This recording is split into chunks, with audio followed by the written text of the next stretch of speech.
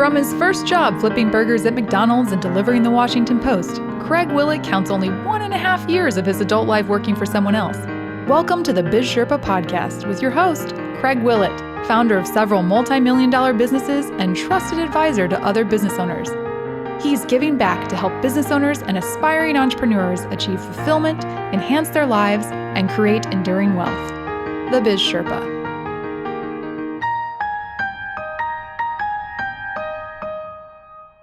This is Craig Willett, the Biz Sherpa. Welcome to episode 8. I'm grateful you've made it this far. I thought maybe after episode 7 there might have been too much meat or too boring of material, but I hope today we're able to step back and spend a few minutes talking about how you can create an enduring business. One of the things we have to be aware of is that business owners love to own businesses, but they often find the process of owning a business that the business ends up owning them. There's a way to free yourself from that, and we'll talk about it today. Just looking forward, one of those is make sure you take a vacation, have a hobby, and effectively delegate. We've talked about those before, but we're going to spend some time today, and I'll share with you some stories and some examples of what I've done that helped me, and hopefully in turn it will help you. In fact, that's what this podcast is all about. It's about you, not about me. What I care most about is that each one of you have an opportunity to experience the freedom, the flexibility, and the benefits of being a business owner. And that as you do so, anything that I might say will contribute to and enhance the success you experience and give you the emotional rewards you seek and also add to your wealth. I'm grateful that you would listen to my podcast. And I hope today that we're able to review some principles from our last 2 episodes on starting a business in a broad sense that will help you create an enduring business. So to start out with, we're going to get into the weeds a little bit, and I apologize. This is the CPA in me, but I'm going to put up a slide here and we're going to talk through it a little bit. And this is learning to analyze and project cash flow. And we'll talk about not only how to do it, but what it means and how to use it to your advantage so that you can plan effectively for your future. So here comes the slide. You'll notice that this is a 2-year projection, roughly a 2-year projection. This was actually derived from a proposed investment I was pitched to make not too long ago. What we're going to look at is the cost of, first you'll see on the red line, the cost of the debt payment per month for the acquisition of this business in addition to $3 million of cash down. There was a financing component to it that was carried by the seller. Then you'll look at the revenue on the blue line, and then on the beige line, we're going to look at what the cash flow is, and then look at what the running cash balance is. And you'll see that that's a negative number. As an accountant, when it has parentheses, that means it's negative. So we're going to talk about that and see how it grows. You'll notice that in the first month, there's negative cash flow of $564,000.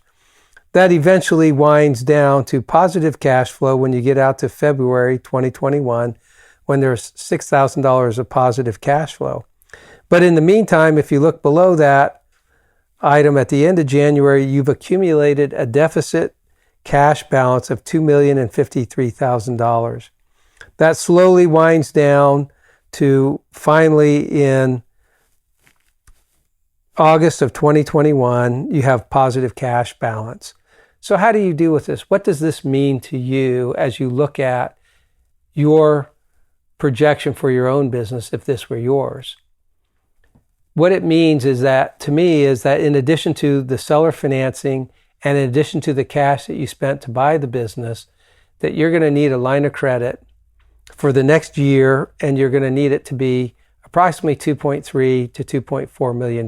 You'll want to add 10 to 20% to your projections. Things don't always go as you plan. When you add the buffer to your projections, it actually ends up giving you credibility with the bank. You don't want to have to go back and ask for more unless there's a positive reason why you did so, that the business is growing so fast and you're incurring more costs to produce that revenue. You want to make sure that you nail that pretty close to actual. So one of the things you'll notice is that the company will eat up a lot of cash in the initial 4 months to 5 months of the business. This is typical. And you need to make sure that you have either friends and family, a bank line of credit, an angel investor, and someone that's aware of the business and knows that this is going to happen up front.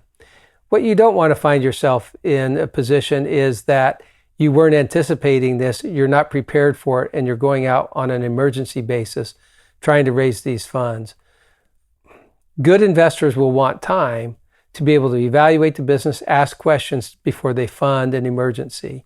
So will banks. So this needs to be well planned for. That's what effectively projecting and analyzing cash flow can do for you. How skilled you are at it, hopefully you can get someone to help you unless you have the skills yourself. Analyze that and become aware of it. This will make business more enjoyable.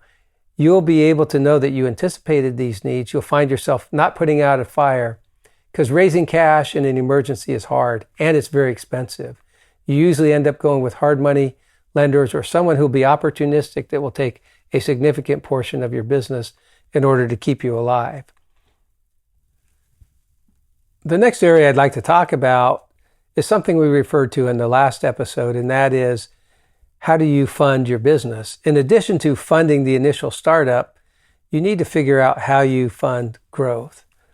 Of course, we all go into business hoping that we're successful, and the more successful we are, the more opportunity there is for growth. And growth sure adds to profitability, but that profitability to grow it gets consumed by the business in that it eats up your cash flow.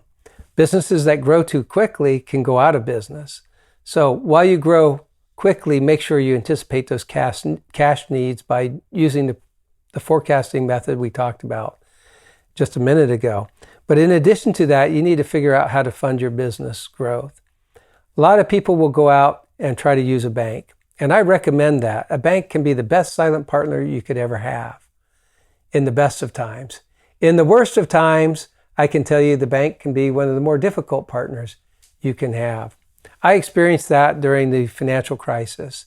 All of a sudden, when the banks were being shut down and when the FDIC and the government was putting pressure on the banks to shore up their capital, they were looking for ways to get out of the commercial real estate business. They leaned on me pretty heavily on some of my loans and were looking for all kinds of non-monetary ways to default the loans on my business so that I would take them somewhere else and maybe someone else would make the loan. But they didn't want to end up in trouble someday with the real estate market crashing. So you can imagine they were great and they had very low interest rates, way better than any partner I could have had. But once the table turned, they became very difficult. I had to spend time working out with them over a period of 3 years. In one of our previous episodes, I shared with you that one of them sued me, and it took me 3 years to defend that lawsuit. Fortunately, we prevailed, and they ended up having to pay my attorney's fees. But that doesn't sound like a good partner to have, does it? So I'm not trashing banks. I'm just telling you, have your eyes open. In the best of times, they're great, and they can really help understand your business. As you help them understand your business, they can help you meet your needs by giving you shorter term loans or a bank line of credit. So I think that's a great way to build an enduring business. Unfortunately for me, I had a bank that would make a loan for me on any project I wanted to do. And I was able to do a lot of projects. Sadly, they were the second bank in our country to be shut down by the FDIC. So you can imagine where that left me. It left me without a banking relationship. You want to establish a banking relationship with a banker and make sure you keep them involved in your business. You educate them on your business. You invite them to come and see. And the more they understand the business, the more they can advocate for you in their loan committees. And they will help you. They will see ways that they can help you that you may not be aware of. Second, the next area I'd like to talk about is building a customer base. We talked about in our last episode about getting repeat customers. And if not repeat customers, at least referrals. This is key. This is key to the growth of a business. More than any advertising campaign you could spend money on, more than any promotions you can give or discounts you can give. It's finding customers who become your fan, who become your hero, who understand the value that you give with your product or service, and that they love it so much and that you've gone above and beyond in delivering that product or service that they will recommend their friends and their family to you without question. That's the best way to build a business. It's also one of the best ways to build something valuable to sell someday as a business owner. You may decide to sell your business someday, and one thing that a potential buyer will look at is the consistency of the repeat customer. How often do they come and how much do they spend? Now, you don't want it all concentrated in one or two customers, because if one goes away and they're 50% of your business, the buyer's going to say they're going to discount the value of your business, that's really a potential problem if they were to lose that customer. So a nice broad-based customer base is important. Diverse people who have given you testimonials, who can speak to the value of your product, will go a long way to you promoting your business and someday being able to harvest your business by selling it. The next area I'd like to talk about is reacting to customer changes or market changing events. Look at what happened during the pandemic. We had restaurants all of a sudden not be able to seat customers in their restaurant.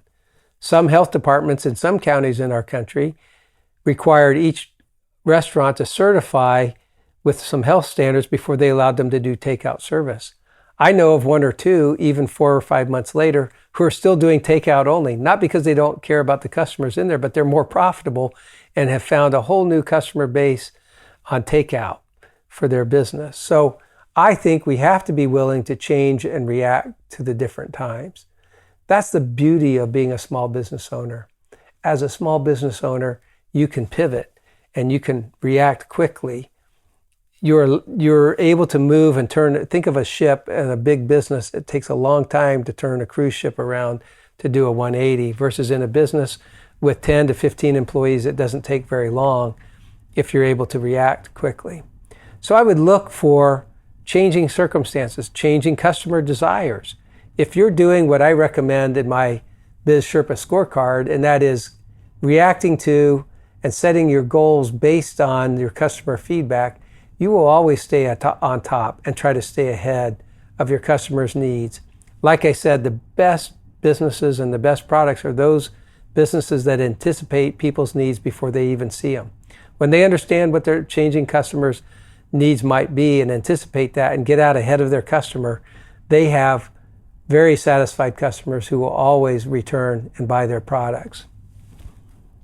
The next area is to focus on a niche market. One of the things that I saw and that I fought constantly in my business was people calling employees of my business saying, you should do a real estate development over in this part of town, or you should start building homes, or you should start doing some other type of development. I did commercial office buildings. I got so specialized in my niche market that not only would I only do properties that we would buy and that we would design and build, I wouldn't even take somebody else's initial design on a property if they went and got it zoned, because we intentionally developed the elements that made it a successful real estate development, that made it a successful real estate investment for our end users, and that made it a successful place for people to operate. When someone did it to maximize the building coverage on the site, they were missing the point. They were willing to try to sacrifice benefits to the customer in exchange for the profit. That's where a niche market is important. You need to understand who your customers are likely to be and then focus on them and on their needs. And the more and the better you're able to articulate that, the more success you'll have, and you'll find that the profits will take care of themselves. I promise you. There's no magic to it. It's truly a fundamental principle of business that if you can do that, but stay focused on the niche market. I avoided getting into land speculation. I avoided getting into other types of businesses. I've seen them come and go. While I've invested in many different businesses, I didn't operate those businesses. And I believe in having a diverse stream of income, as I've told you before. So investing for diversification makes sense, but expanding beyond your niche and your specialty and your expertise can bring a lot of problems along with it. So I recommend staying within your field of expertise and experience. The other area that I think we should talk about is staying ahead of the competition. You know, when you're successful and you've developed something that's unique and that the market is really responding to with an overwhelming demand, you'll start to find that other people out there will hear about it. And they'll come by, like in my initial projects, people came by and took pictures of them and were trying to copy what I did. And I think I've told you this story before, but let me tell you it again. I developed right across the street from another project, sold for 30% more in total dollars per square foot, and sold out twice as fast as they did. That's not the normal business model from business school. They would tell you that the lower price one would sell out faster. But we understood what our competition was and what it wasn't. We don't sell against our competition, nor should you. You need to sell what you are, and that's how you stay ahead of the competition. You know what's unique about you, and you know what your specialty is, and you articulate that, and that will always separate you from the competition. You also need to be willing to do what others won't do. I don't mean stand on your head at the street corner to get people to come buy from you. But I found in business that a lot of business owners, especially professionals, doctors, dentists, CPAs, a lot of the people that bought our buildings like to take Fridays off, and if not Fridays, at least Friday afternoons. And when they took Friday afternoons off, guess what they do? They intend to go golfing, or they intend to go take a family trip or something like that. But guess what happens? They have unfinished business. That's usually when they're saying, I need a new office building. I need to relocate my business. That's when they start to pick up the phone and call on something that's important, like $1 million acquisition. They're not going to delegate that. And that's when they're available to meet. Of course, they'll want to meet with you at nights and on weekends, and I don't recommend that. I recommend that you, if you're in the business, commercial business, that you be available during business hours. So what it led for me is I didn't take Friday afternoons off. I was at the office, and so was our sales staff. And we were there, and that's when the calls came. Let me ask you this. How many times have you called someone when you've had time in the week, when an appointment canceled, or at the end of the week when you're trying to get your whole list of things done that you didn't get done because business got in the way, but this was an important thing for you to do, and you called, and the person you wanted to talk to wasn't available, and then they don't return your call till Monday or Tuesday of the next week when you're busy? The best time to stay ahead of your competition is to be available when they're not.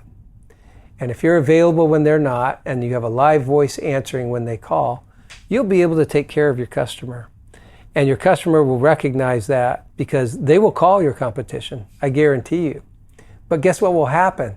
They can make a decision with you and your product before your competition can ever get back to them. I would have you think about that. That is one thing that you really need to figure out. Do what others are not willing to do. I'm all for taking time, and we'll talk about that later on. But understand your customer. Understand when they're working and when they have time to make the major decisions you're asking them to make and using your product or service.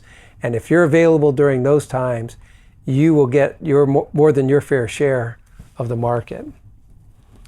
Now, we're going to talk about something a little more laborious, so I'm going to put up another slide here. I often get asked the question, what kind of entity should I choose to start my business? There's no one size fits all when it comes to answering this question. So I'm going to review what I think are the 4 major types of entities that you should consider in starting a business. Notice I don't have on here, well, I do have on here sole proprietorship. And I think that's an important one. That's the easiest one to set up, because all you do is have to pick a name and start to operate. Now, if you pay employees, you'll have to get a federal ID number to pay your payroll and make your payroll tax deposits. But it's the easiest one to start a business with. I don't necessarily say that I'm recommending it, I'm just saying it's the easiest one. Let's talk about one of the next ones on the list, and that is C Corporation. This is a corporate form. What it's meant to do is take away, it's actually called a fictitious form of doing business. It has shareholders. There's no sole proprietor or individual, even though you might be the only shareholder. It protects you liability-wise from claims by your customers. That doesn't mean if you have a faulty product that you shouldn't, and your company shouldn't have to pay for it. But it's for the instances where there's egregious claims that the liabilities might extend beyond what resources the business has, and contains those in a box. We'll have a guest one day as an attorney friend of mine, McKay Johnson, and he'll go into this in more detail. But there's one tax disadvantage to a C corporation, and that is that it's taxed twice. It's taxed when you make a profit, and then when you distribute the profits to you as the business owner, you're taxed again on those dividends. So you're faced with double taxation. There are instances where a C corporation, a regular corporation, benefits. That is, if you have to fund it with a lot of losses early on and you have to bring on a lot of investors, more than 35, you won't qualify as our next one, the S corporation. And if you plan to go public someday, it's nice to have an operating history and the legal protection of just a regular corporation. You don't have to go through some of the tax adjustments that you might have to do if you were an S corporation. Let's talk about the S corporation. Of course, the benefits to that are you get all the legal protections of a C corporation, of a corporation, but you get the tax advantages of only paying tax once. And in today's environment, it's one of the ones that I tend to lean to as I talk to my friends and the people that I advise as a CPA and as a business consultant. The last one is limited liability company. Limited liability companies are great because today you can identify with the IRS how you want to be taxed. You could be taxed as an S corporation, you could be taxed as a corporation, as a limited liability company, or you could be taxed as a sole proprietorship. I like it because it can be taxed also as a partnership. And it's one of the only ones where you can be taxed as a partnership. I like it because it has a lot of flexibility in its capital structure. You bring on some new partners fairly easily, and it's truly a partnership. There's a lot of different ways to divide the capital out, and you can have a different and a more complicated capital structure, such as in a corporation, you'd have to have common stock or preferred stock. And preferred stock is something you usually give investors so that they get their money plus a rate of return ahead of the regular shareholders, which might be you. And then in an S corporation, you can only have one class of stock. And so you're not afforded that opportunity to bring investors in. In an LLC, you have the benefit of both. You have taxation only once, not taxed twice like a corporation. And you get the flow through of an S corporation. And you also have the capital structure that can be any way that you design it. And you can have multiple levels of investors and investor types of returns. Now, I don't want to bore you with that much longer. I wanted to expose you to that. And there's a lot of asset protection implications with the type of entity that you pick. But I'm going to let the expert in one of our future episodes, McKay Johnson, share with you how to pick the right entity for you and what the benefits are for taxation. Since we're talking about the type of entities you can choose from to start your business, I'd like to introduce you to an expert on this, McKay Johnson, who is a lawyer with Durham, Jones, and Pinnaker in Salt Lake City, Utah. So what are some options that you think as business owners should consider, and under what scenarios should they consider? Well, the top favorite are limited liability company, followed by corporations. And corporations have two flavors, the so-called C corporation and the so-called S corporation. These letters come from the Internal Revenue Code subchapters. So titled blah, blah, blah, subchapter C is where all of the tax code on C corporations resides. And then subchapter S is where the other kind of corporation tax code resides. So really, a corporation is a corporation in some respects, right, except for an S and a C distinguish themselves as to how they're taxed. Exactly. And they file different tax returns. How they're taxed shows up on the different tax returns. Corporations, IBM, et cetera, they file Form 1120, 1120. But when I had my own law corporation. It was a professional corporation that made the S election, as it's called. And so for many years, I myself was filing Form 1120S. So let's talk about how do you make the S election and what does it involve? Is it complicated? Well, it can be tricky because I get a daily news tax letter, and every week there's somebody getting private letter ruling relief because they botched their S election. They forgot to do it, or they didn't do it properly. Exactly. And so it's been good to see how often the service will be generous in its relief. But it's an expensive thing to get a private letter ruling. I got to tell you, so it's breathtaking. An ounce of prevention is worth a pound of cure. Yeah, and then some. Then some. And so you recommend they go to someone, an attorney or an accountant, but certainly an attorney on the corporation, and then not just get a corporation, but also deal with the tax aspects of it. There's one thing to set up the corporation to get the liability protection. Right. And let's say that that's true whether it's an LLC, a corporation, CRS. Sometimes a limited partnership is appropriate and the best choice in that list. But those are the 4 big ones.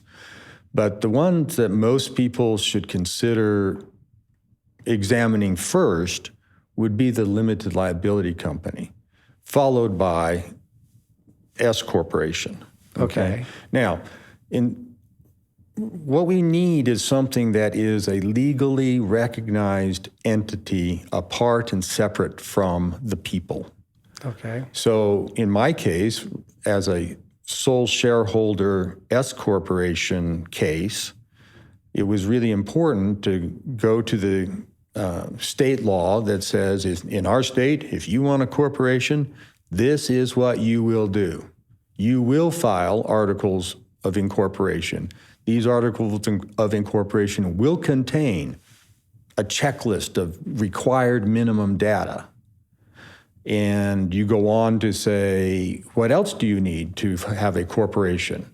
So it's like getting permission from the state. If you do these things, we will recognize that. That's right. And not you as we'll recognize you as a shareholder, but not the business owner when it comes to liability. Right. And it's the same for a limited liability company. They were first introduced in Wyoming, I believe, in 1995. Oh, a long time ago. Yeah, 1997 for Utah.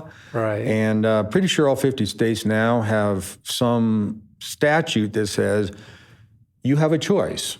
You can have a corporation, you can have a partnership, and there's a long list of other obscure business entities that we will pass on. But in our state, if you want a limited liability company, here's the checklist. In Utah, it's called Certificate of Organization. It has to be created just so, it has to be filed with the state. In Utah, there's a companion document called Statement of Authority. It has to contain specific information about who's in charge, who has the power to sign and bind on behalf of the company. Including opening bank accounts. Exactly. Signing loan documents. That's right. Buying assets. Right. The goal seems... Selling assets. Yeah, exactly. The goal seems to be to create a public online record that the company exists. Is it active? Sometimes states will call it good standing. Utah just says active, expired, or active, delinquent, expired, or terminated. Oh, okay. Terminated. That doesn't sound very good. Right, yeah. So they'll say, Craig set up a business back in 1992, but he failed to file his renewal paperwork. So it's more than just, if you're a sole proprietor, once you're set up, you just keep going on. But if you're a corporation or an LLC, there's some annual work you have to do besides file a tax return to stay recognized as a separate entity. That's right. We're grateful that McKay would agree to be a guest on our show today and offer his insights. I hope you found them beneficial. Thanks, McKay. Now let's get on to some of the more easy and fun things. As I mentioned, we're now on to the more easy and fun things. You know, one of the greatest lessons that I learned before I started my business as a CPA was to take a vacation. Now, we can all dream of where we'd like to go. Sometimes we're limited by where we can afford to go. But when I was working for a CPA firm, before I decided to jump out and start on my own, I had somebody come into the office one day and they said to me, as they were picking up their tax return, they said, Craig, I'm a retired CPA. I've learned to delegate. That's why your firm's doing my tax returns. But I learned something important in business. When I started my CPA firm, I took my business plan to the bank, and I had done a cash flow projection, like we've talked about today, and I gave it to the banker. The banker looked at it, and a few weeks later called me back, and he said, we're not approving your loan. And he said, why? What's wrong? And he said, I don't see in here that you're taking a vacation. There's nothing budgeted for you to go out of town and go on vacation. So he said, give it back to me. Let me revise it.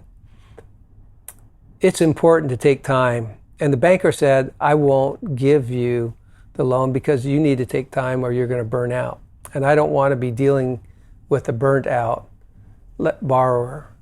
You need to take the time. Tax seasons are busy.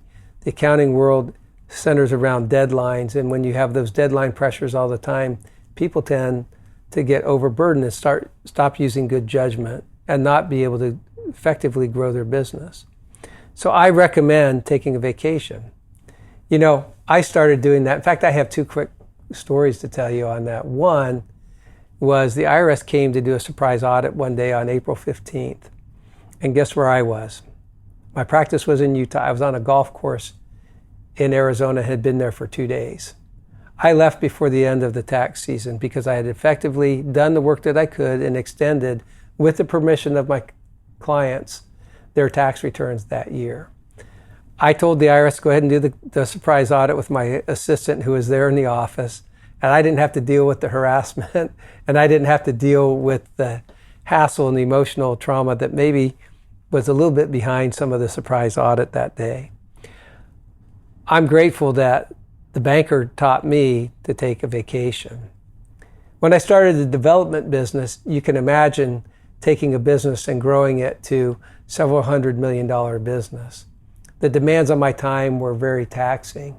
While I tried to balance it with time with my family and my other commitments to my religion and to my other volunteer efforts in the community, I found that one way to break free and to effectively learn to delegate was to travel to Europe. What I loved about it is during the summertime, it's hot in Arizona, and I could be 9-hour time zone difference in Europe, which meant when I was awake, they were asleep in Arizona, and when they were awake, I was asleep, and so no one could reach me. I was able to conduct the business I needed to effectively through email and through a few set up conferences during the 3-week time frame that we would schedule as a family to go out of town. But it helped me to recharge my battery and took me out of the flow of every day. And when I came back, I found that I was fresher, I had a clear mind, and I was able to make better decisions. I found that often on the travel, you can imagine 9 time zones away, you have time when you're traveling back on the plane to reflect and to think. And so I had 12-hour flights. I would sit down, and after I had decompressed for 3 weeks, I could write down what are the major objectives, what are changes I wanted to make, what are directions I wanted to pick for the business. It allowed me time to reflect. Remember, I was a sole owner and the sole shareholder of a good-sized business. And what happens is often you have to take time with yourself and have meetings with yourself. And it allowed me time to decompress and have effective meetings with myself. The next thing I would like to talk about is having a hobby. Hobbies can be fun and should be fun. And if they're not, you need to change yours. I remember early as a CPA out on the golf course with a client of mine, and he said to me, he was very successful. He said to me, Craig, you need to have a hobby. And I said, well, I know I'm just learning to golf. I may not look very good, so maybe I should consider a different hobby. He goes, no, that's not what I'm saying. He said, you're working a lot and you take on a lot of clients. And I send a lot of my friends to you because you're good at taking care of them. But he said, you need to take care of yourself. He said, I found in business, as a business owner, I have to have a hobby where I have scheduled time each week where I can go do something that I enjoy that takes me away from the business. And I said, oh, really? So what are yours? And he said, well, bowling, and he belonged to a bowling league, and golf.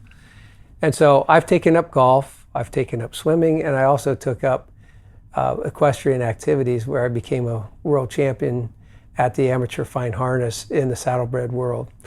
Very satisfying, very exhilarating, and it has allowed me to focus and practice and do something and accomplish outside the business world. I highly recommend that you, as you start a business or as you develop an enduring business, that you not burn out by taking regular vacations and developing a hobby that you really enjoy and that brings you satisfaction and a thrill. Because owning a business can bring a lot of satisfaction in emotional ways and bring you a thrill, especially as you see it becoming more and more rewarding. I'll add one thing that's not on the board today because I found it to be very effective for me. I've told you about my car accident before, and one of the things that I learned from my car accident was that I needed to spend time to take care of my body. Fortunately, I was young and I was healthy, but I found that as I exercise on a daily basis, that I'm able to better handle the stress and the rigors of being a business owner. In fact, I think about it so much that I'm adding it to the Biz Sherpa scorecard. I will be having Zach Gulley, who's a personal trainer, come and share with us the benefits and how to schedule regular exercise into your routine to make you a more effective business owner. Now, lastly, I want to talk about delegating effectively. This is not something that I've always done very well. In fact, I would probably rate myself as probably poor at doing that during a good part of my career. So that makes me an expert at sharing it with you today. I really struggled. You know, sometimes it seems a lot easier to do it yourself than to spend time teaching someone else, because sometimes it seems like spending 5 times as long to teach someone to do something that takes you 10 minutes doesn't seem like a wise investment of 1 hour. But when you are able to find someone competent and are able to delegate where they have expertise beyond you, you may spend an hour and they will give you hundreds and hundreds, if not thousands of hours of more freedom and flexibility to do what you do best. You've heard me talk about it before in my Biz Sherpa scorecard. And in our first episode, I talked about spending 80% of your time doing those things that will make the biggest difference in your business and to your customers. That's where you need to learn to delegate. Everything, as you measure that on the Biz Sherpa scorecard, learn to find somebody in your organization or outside your organization you can delegate those tasks or functions that has the expertise and have it take it off your shoulders. You know, at a later stage in my life, because I have a master's degree in taxation, I've been doing my tax returns my whole life, except for a brief period during the business as it got so big that I couldn't. But as I wound down the business, I took over doing all of them again. In some cases, I was doing 20 to 30 tax returns just to do all the different investment holdings that I had. I have finally this year made a big stride. I've been able to have my son Mike help me out, and I've been able to delegate some of my personal responsibilities that I've taken on for taxes, freeing me up to have more time to do my podcast. Now, I'm thoroughly enjoying my podcast, and I love the thought of Mike helping me with this. I think that that's one of the things that will help you have an enduring business, is learning early on how to delegate. I understand why that might seem impractical. You might be saying, but Craig, how can I effectively delegate? I don't have the money to hire somebody else. And that I do understand. And so do it yourself, but be careful. Don't go beyond the period of time when you can start to afford to do it. While you may not be hitting all of your income goals, I've often said you need to take time and look at what is sufficient for your needs. And while you may not be hitting your top income objective, if you're hitting and surpassing your income objective, take the time to spread the wealth. Hire other people. That's one of the beauties of the free enterprise system in the United States of America. Small businesses are responsible for creating over 65% of the jobs in America each year. You have that opportunity by you delegating to other people. Now, as I started this episode, I thanked you for being willing to come back again and again. I appreciate your response and your feedback. What's important to me is that I don't have any sponsors. I don't advertise. What's important to me is that you share this with other people. Not because I want to become popular. Actually, that's quite the opposite. That's what kept me for years from doing it. I always thought you had to go out and promote yourself. What I want from this podcast is for it to make a difference in your life, and that you are able to share it with at least one other person, and that something that I say or something that they feel or something that they think about that might be inspired by one of my guests or something that I might happen to say makes a big difference in their life. It's a game changer for them, and it makes their business more successful and more satisfying to them emotionally and rewarding financially. That's what I'm after. It's a climb to the top. It's difficult. It's one of the hardest things you'll ever do, but one of the most rewarding things you could ever do. I'm here to help you to climb to the top. I'm Craig Willett, the Biz Sherpa. Thanks for joining me today. Be sure to go to our website to access the resources related to this episode at www.bizsherpa.co. If you enjoyed this show, tell your friends about us and be sure to rate our podcast. Craig would like to hear from you, so share your thoughts in the Facebook community at bizsherpa.co. Follow us on Twitter at bizsherpa_co and on Instagram at bizsherpa.co.